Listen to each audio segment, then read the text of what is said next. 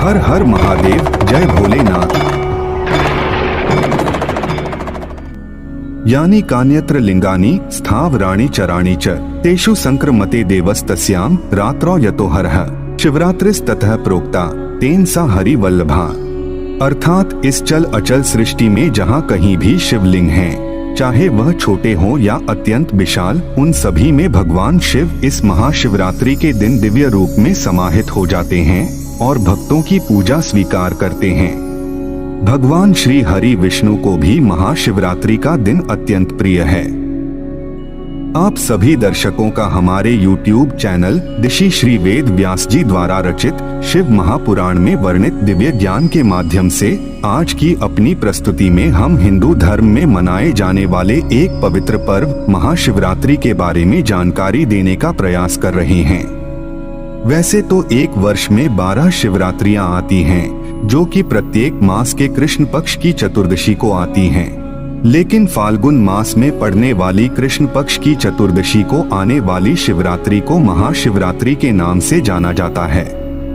वास्तव में हिंदू धर्म में महाशिवरात्रि के पावन पर्व को लेकर अलग अलग मान्यताएं हैं।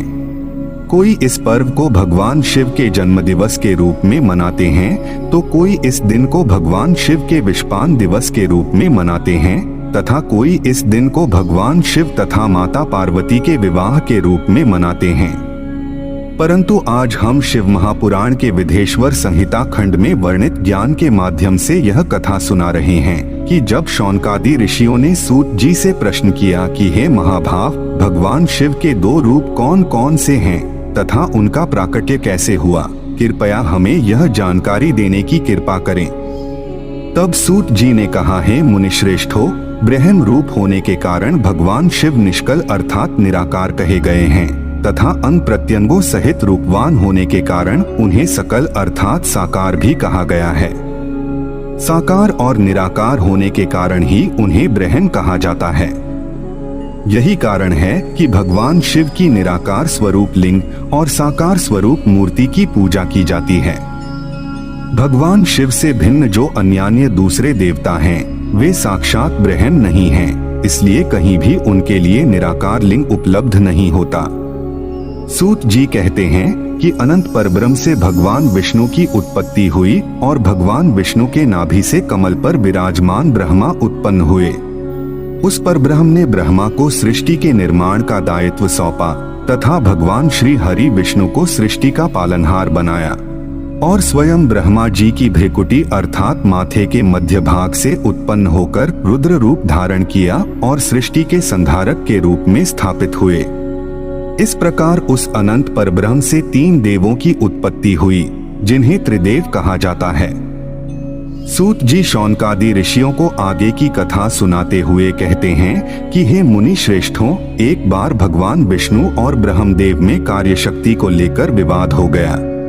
उस विवाद से समस्त देवता भयभीत, चिंतित और अत्यंत व्याकुल हो गए। फिर चिंतामग्न समस्त देवताओं ने दिव्य कैलाश शिखर पर जाकर इस विषय को लेकर चंद्रमौली भगवान चंद्रशेखर महादेव का स्तवन किया।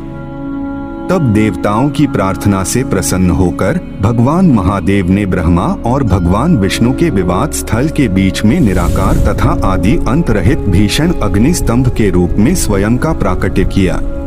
यह अग्नि स्तंभ करोड़ों सूर्यों के तेज से भी अधिक ज्योतिर्मय था।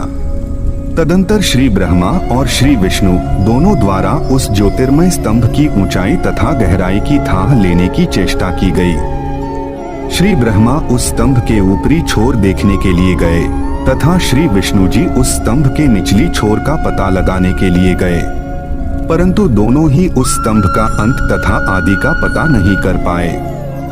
तदंतर वे दोनों ब्रह्मदेव और श्री विष्णु भगवान शंकर को प्रणाम करके दोनों हाथ जोड़कर उनके दाएं बाएं भाग में चुपचाप खड़े हो गए।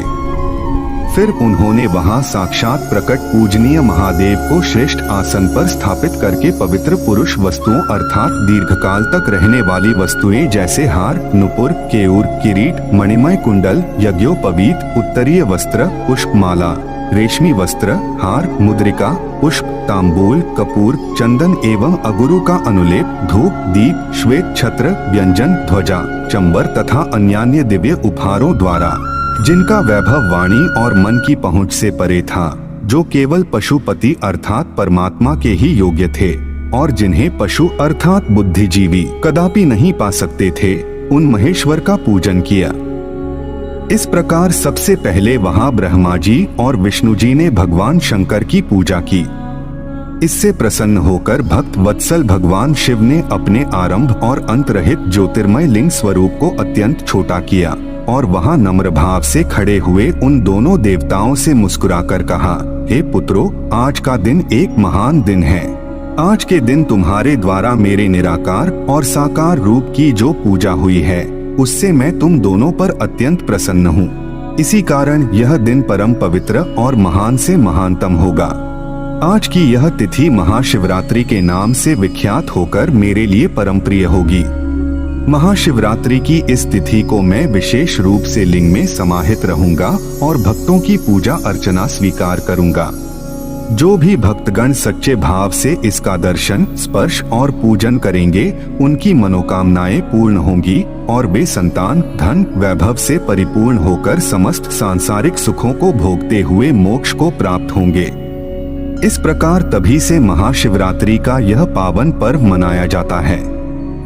इस दिन सभी भक्तगण सच्चे मन से भगवान शिव की पूजा अर्चना करते हैं, शिवलिंग पर दूध जल चढ़ाते हैं, फल, फूल, बेलपत्र, धतूरा इत्यादि तथा मिष्ठान अर्पित करते हैं और चंदन का लेपन लगाकर धूप दीप प्रज्वलित करते हैं। इससे भगवान अत्यंत प्रसन्न होते हैं और अपने भक्तों की समस्त मनोकामनाएं पूरी करते हैं, उन्हें सुख सौभाग्य प्रदान करते हैं, रोजगार एवं कारोबार में वृद्धि करते हैं, उनके जीवन में आने वाली समस्त परेशानियों को दूर करके सफलता के द्वार खोल देते हैं।